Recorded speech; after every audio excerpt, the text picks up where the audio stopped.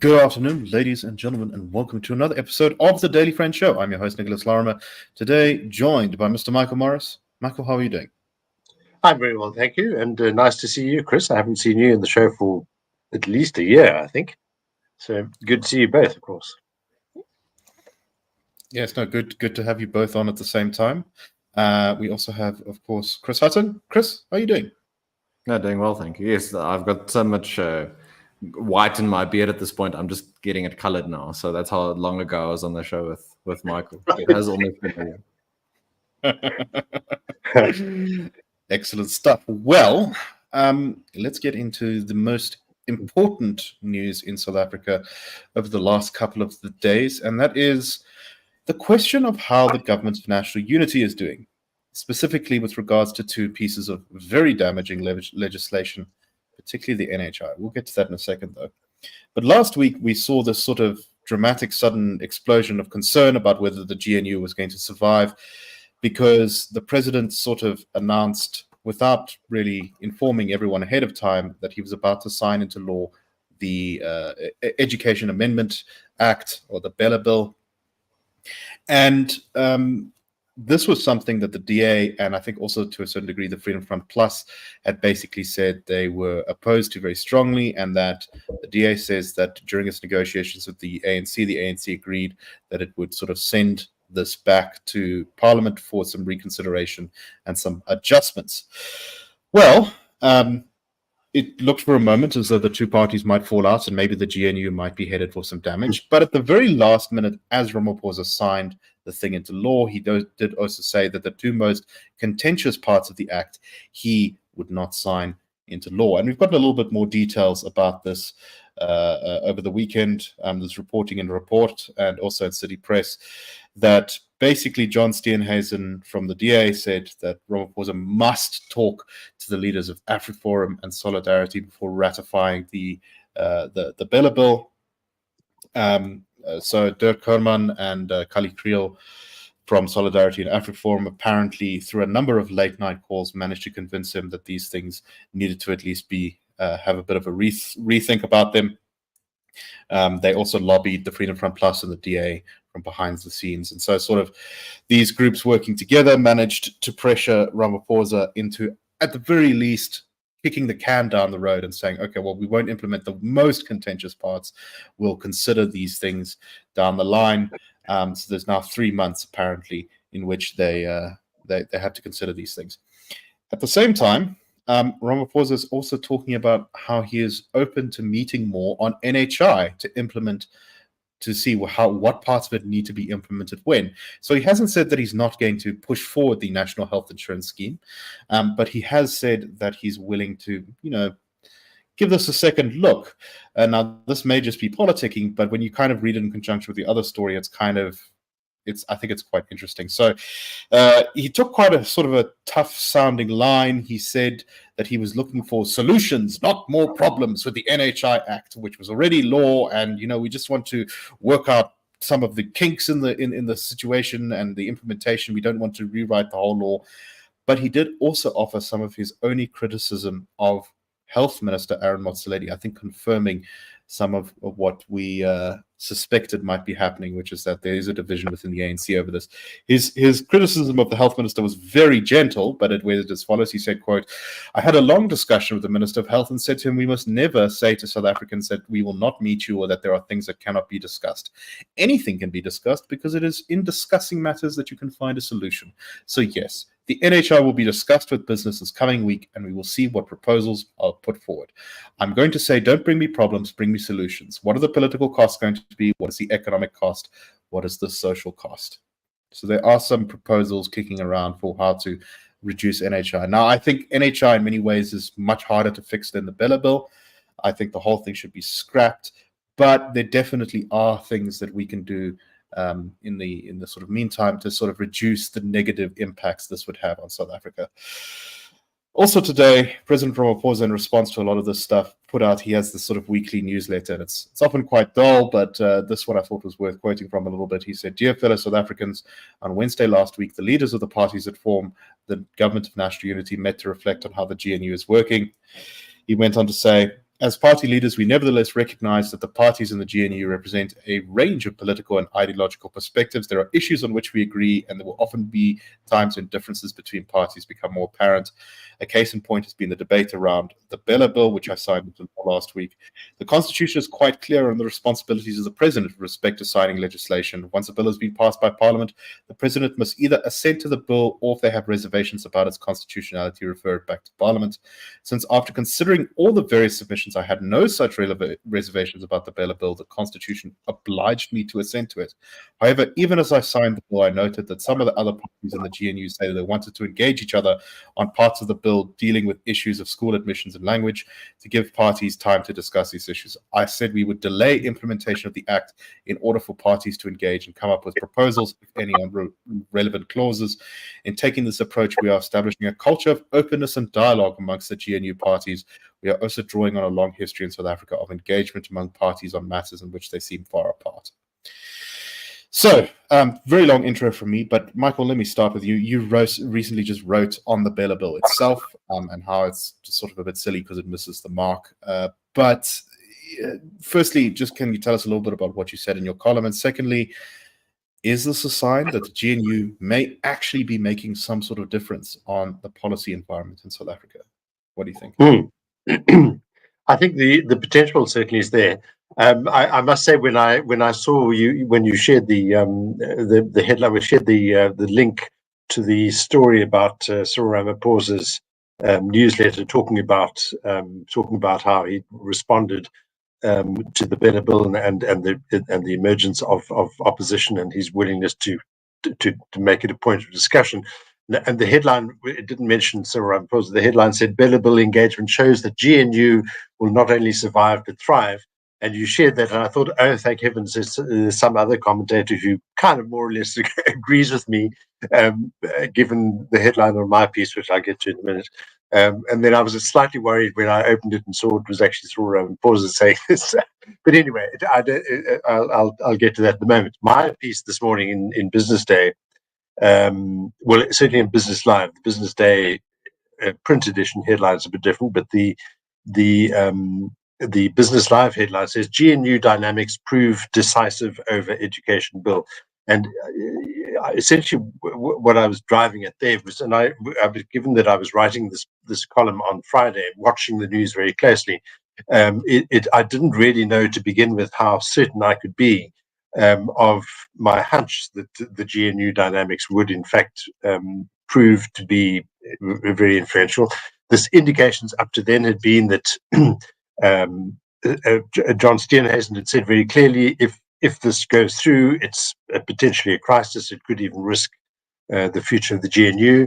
And you then had reporting on Cyril Ramaphosa said, I'm not interested. I'm completely unmoved, I think was his phrasing. I'm going to sign this bill. I have no problem with it.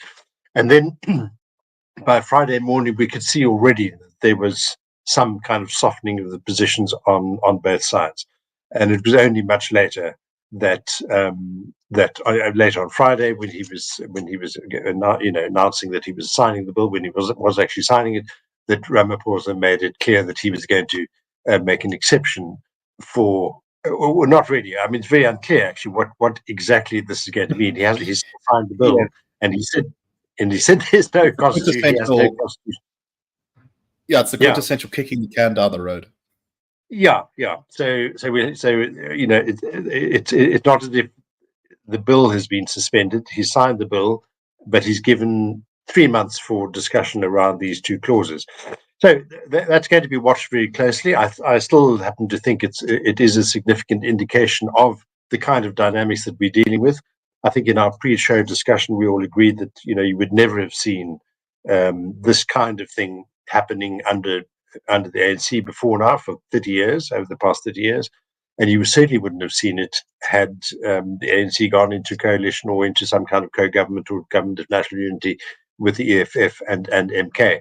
So it is significant. I think just two things that I'd like to add to that. One or three things maybe. The first is that although the kind of emphasis of the difference of opinion on those two clauses, parental and school governing body, essentially parental influence over the admissions policies and the language policies of schools, although it presents as essentially a problem for the Afrikaans-speaking community, because that's the community which has a particular interest in preserving the schools that they have, and the quality of their education, which necessarily means mother tongue education. The point to make is that a lot of our research and research elsewhere has shown that a key element of a successful educational system is one in which parents are directly involved, are directly invested. And to the extent that this or those clauses undermine that essential principle, it's not merely a problem for the Afrikaans speaking community. That's the one thing. And I think the other thing is, 3 months, everybody's going to be watching the government very closely. If it's merely going through the motions and pretending to be considering these serious points, it's not going to look very good, and a lot of political capital will be made of that. So I don't think they're really going to be able to get away with simply fobbing off the very valid reservations that have been raised. And the same will apply and has applied to the NHI. And I think the NHI, as you say, is possibly a much more serious thing, and very significant, I think. And I do agree with you that he's publicly said what he publicly described his discussion with the health minister in saying, we are going to discuss this. Don't tell me that we're not going to discuss it. We are going to discuss it. This is how we do things. And I think that is very, very significant. So between the two things, I think the BELA bill, it appears to be a kind of minority issue, but in fact it's central to education. It's also, in a way, a bit of a distraction from the real other big problems in education. But perhaps that's another. That's partly what I've spoken about in the piece. But the real key thing is now the dynamics of the discussions going forward. And NHI, I mean, these are two very big pieces of legislation which have been controversial. So a really key test, I think, for the GNU. Yeah. Yeah, no, exactly. And I think there's a point sort of worth being made here is you might say, if you're very cynical, you might look at this and say, there's no real concession here. Ramaphosa is just kicking cans down the road. He's just trying to sort of like give everyone some fodder and then kind of just go along as planned. And, I think there are two things to be said about that. The first one is we don't actually know that for sure yet. After 3 months, I think we're going to get an interview, a better insight on that. And also we're going to see if any changes are made to NHI or whether they do this sort of thing where they sort of say they're going to implement it and then just don't fund it and just sort of shuffle it into a corner. And then in 3 years, no one is talking about it anymore, which is a thing government has done before. It's a very good way of pretending like, here's a great example of where the government did it. They agreed to a youth wage subsidy. Younger workers would be, companies would be incentivized to basically essentially pay to hire young people and would get a subsidy from the government. That was budgeted for in the national budget, and then Cosatu opposed it, so the government sort of just kind of mumbled into their socks, and then the policy just disappeared. But I think even if you are very cynical about whether the president really means that he's interested in compromising here, I think it is interesting that he feels like he needs to signal that he is going to compromise and that he does worry that the GNU might fall apart.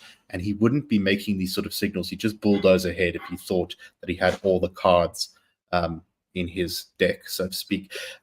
Chris, do you agree with me? And what do you make of this?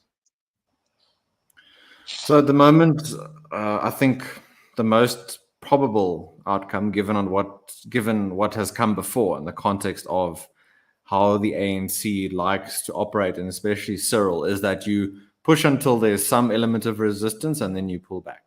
And you try and find other ways to still implement what you ultimately want to achieve. So I'm very open and hopeful to the possibility that this does signal a new sort of era for consultation and changes to legislation that in its utmost form is quite destructive. But I still worry just about what other things are at play here.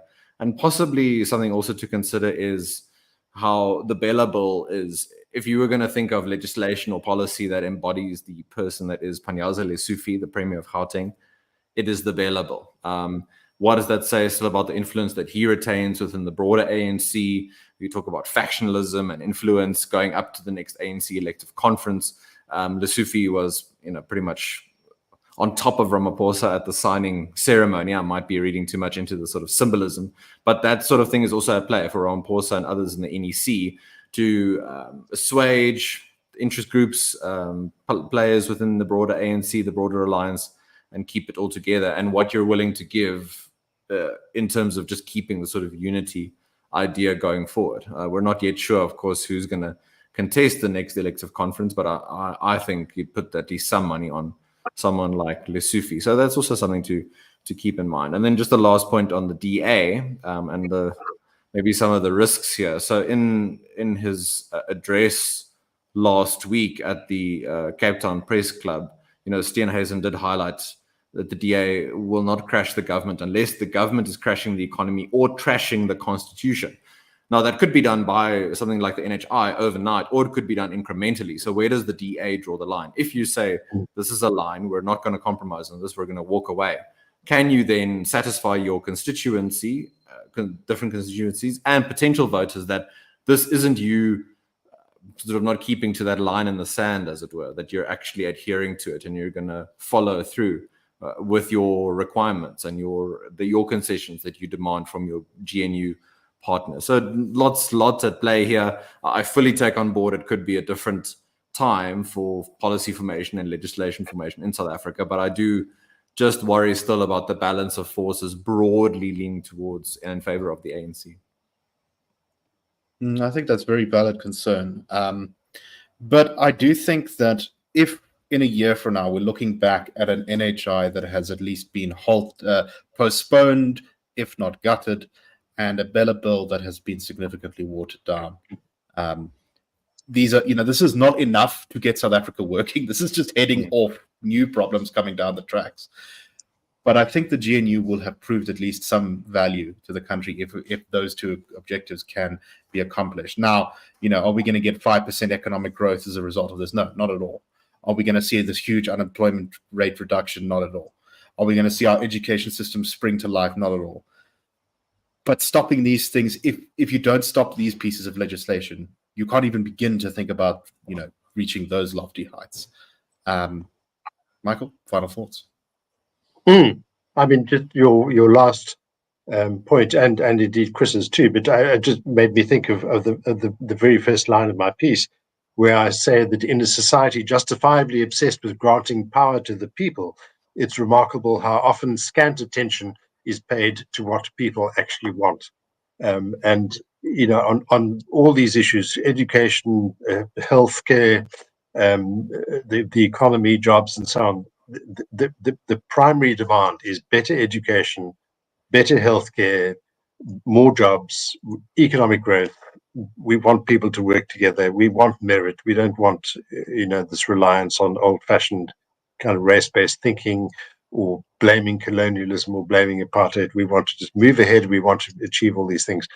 And as we spoke, I think last week we spoke about the data, the statistics on medical aids in South Africa, that the higher percentage, 51.7%, I think it was, of medical aid members in South Africa are actually Black African.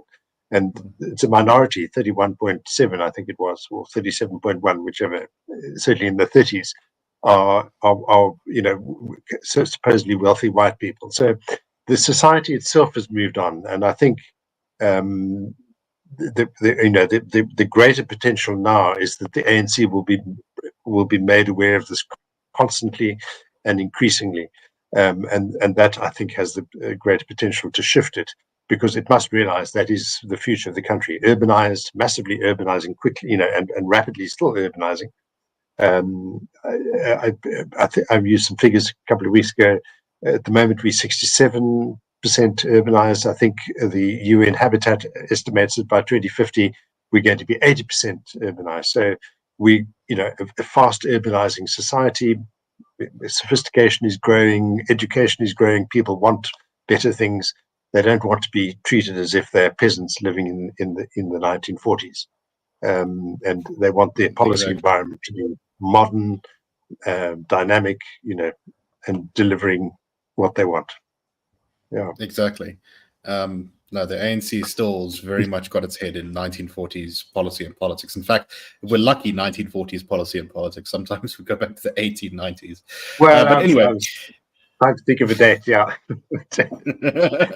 yeah, exactly. All right, let us go on to our next topic, and this is a sort of looming legal battle in over a plan to sort of fix our ports. Now, Chris, maybe you can give me some insights into whether you think these plans have the potential to actually address some of the problems of our ports. One of the big issues, particularly our mining sector, has had over the past couple of years is that every time they try to export coal, either the railway track or whatever minerals they're selling, gold, whatever, either the train tracks are broken, unsafe, not running properly, or the ports are dysfunctional. South Africa's Durban port is ranked below other ports, even in Africa, such as Maputo. Now, anyone who's been to Mozambique will know that Mozambique is not a well-run country, and yet their port system manages to outperform us pretty consistently, which is, to say the least, rather depressing. Anyway, so there was this plan that's been kicked around by government now that it was going to do this deal with, I think, a Filipino company to privatize essentially Container Port 2 in Durban, Container Terminal Pier 2 rather, and that this would help to alleviate some of the problems with the port in Durban. However, the company which came second in the bidding process, which is a Danish company, has decided to take government to court over this. They say that there were irregularities in the awarding of the tender, and that it needed to reconsider the tender process and perhaps, consider whether they, in fact, would have been the best company to get this deal. They highlighted a number of issues to do with financial capacity and concerns raised by various auditors about the winning company.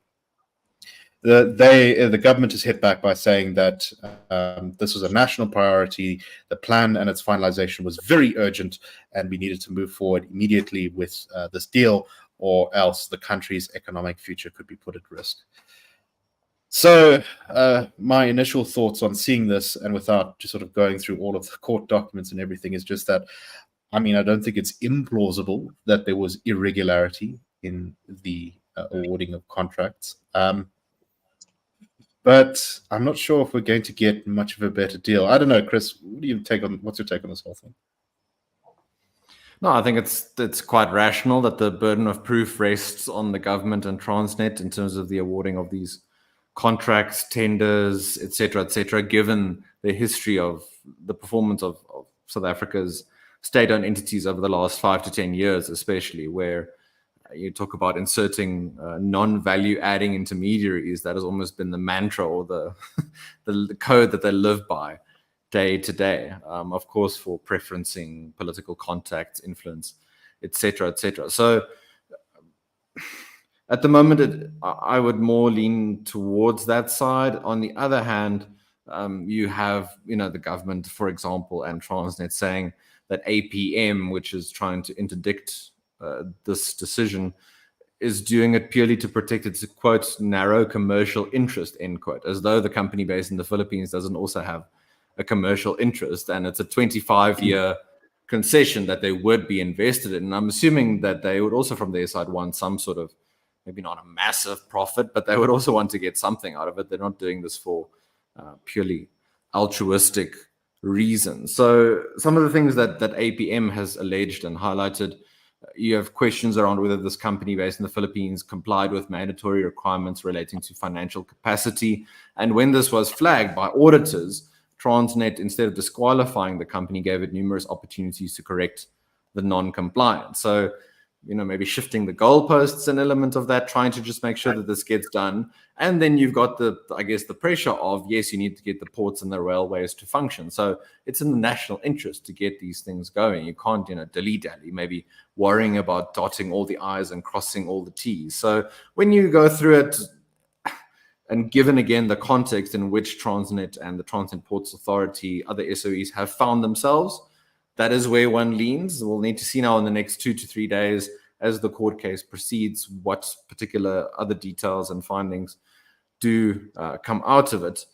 But, the big, obviously, takeaway here is, even though there is maybe pragmatic concessions on the part of government that we need to change how the SOEs function, especially our ports, you need private sector investment, skills, etc., there's still a long way to go. Michael, what do you make of this case?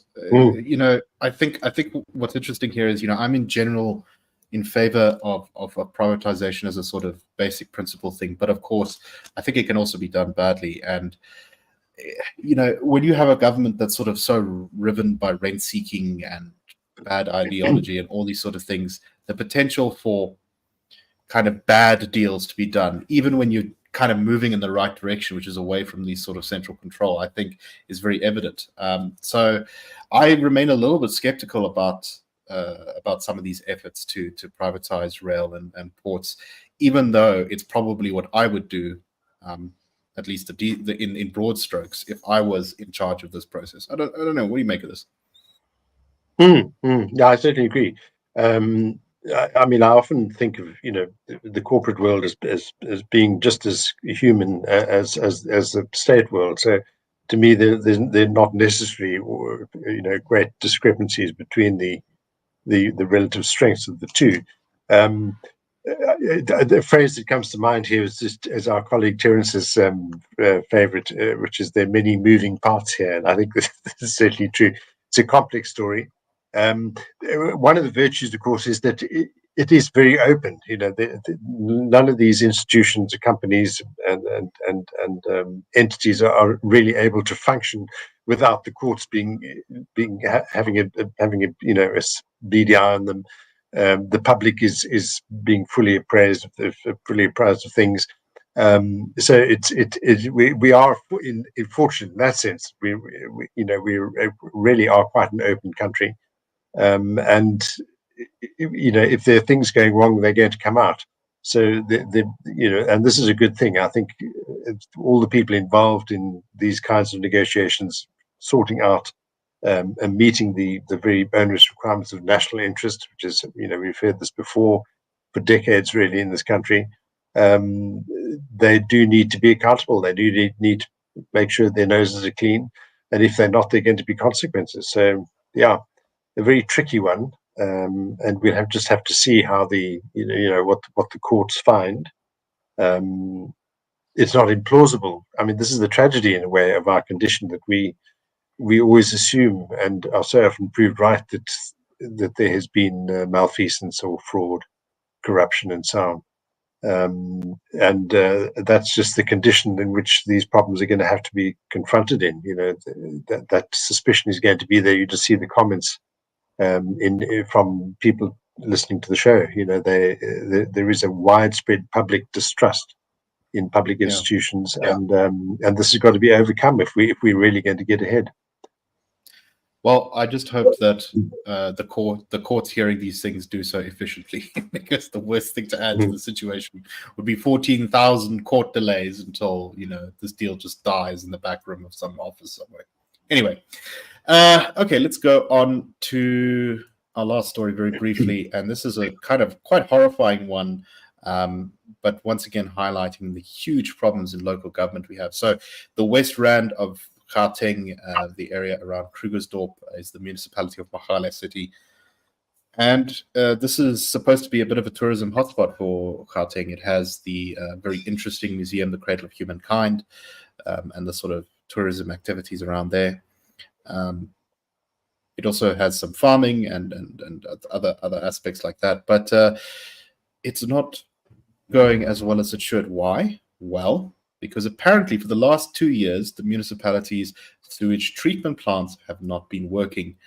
And as a result, the municipality has simply been dumping all of the sewage into local rivers, which are ending up in the Vaal, Crocodile River, and of course Hartbeespoort Dam. This has been going on for 2 years, where they've been dumping tens of thousands of liters of raw sewage into the area's rivers every day. Where the river is not accessible, the municipality simply dug a large open pit in a residential area to dump raw sewage right next to the N14 highway. Water in the Cradle of Humankind World Heritage Site has also been badly polluted, which has damaged tourism in the area. The problems are at the Peter Stewart Water Treatment Works, as well as the pump stations in Brickville and Muizenville. So I think it was News 24 did this report. They contacted the city manager or the municipal manager of Mogale City to ask, how long have these things been broken for? Why are they broken? And what are you doing to fix them? And was promised answers multiple times, but none were forthcoming. Chris, your thoughts? Sort of. What's that accusation leading the witness in some of your how you phrase that? So, one gets well, to be fair, it's a bit of a shitty situation. Given all the focus on electricity and drinking water and the infrastructure challenges, maybe there is a serious lack of focus on wastewater management and just how much of a task that takes. So we talk about elements of quote unquote privatization, state proofing yourself.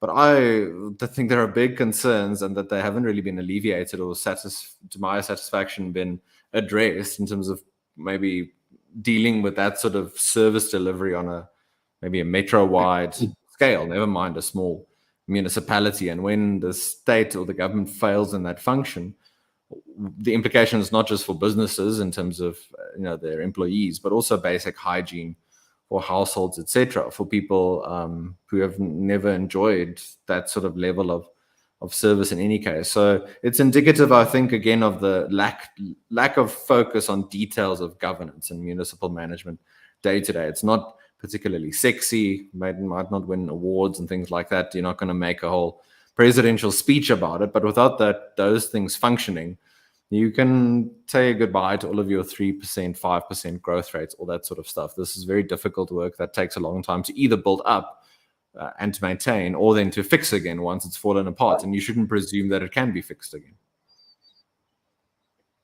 Any final thoughts from you, Michael? Definitely agree with that. It's it's not a sexy problem, and the part of the issue here is that it might not necessarily be visible. So, but very good then that News 24 and hopefully other media are going to follow up on this, that they do bring home the point that looking at the piece here, it's been more than a month since News 24 asked the municipality during the first week of August why the sewage treatment plant and pump stations weren't working. Inquiries over whether there was a plan to get any of these systems back to working order have gone unanswered by the municipality. So, keeping attention on these people, I guess at the municipal level, there isn't quite the same sense of precariousness that the ruling party might be feeling at the national level, having just come through a national election. But I feel pretty sure that if people begin to realize that they really are agents of their political destiny, that come the next local government elections, these sorts of things will become increasingly prominent and pressing in people's minds. And let's hope they'll force a change. But it's really the only way in a free, open society like our one. You've just got to use whatever agency you have to get the results you want. And I think South Africans are learning that. Yeah, the ANC only got about 38% or so in Mogale City in the national election. So I think the potential in 2 years for the balance of power to shift in that city is, I think, quite real. So if they want to stay in power, they better fix the sewage treatment plant. Yeah. Anyway, that's all the time we have for today. We hope that you found the show interesting, and we will be back tomorrow on the Daily Friend Show. Cheers, everyone.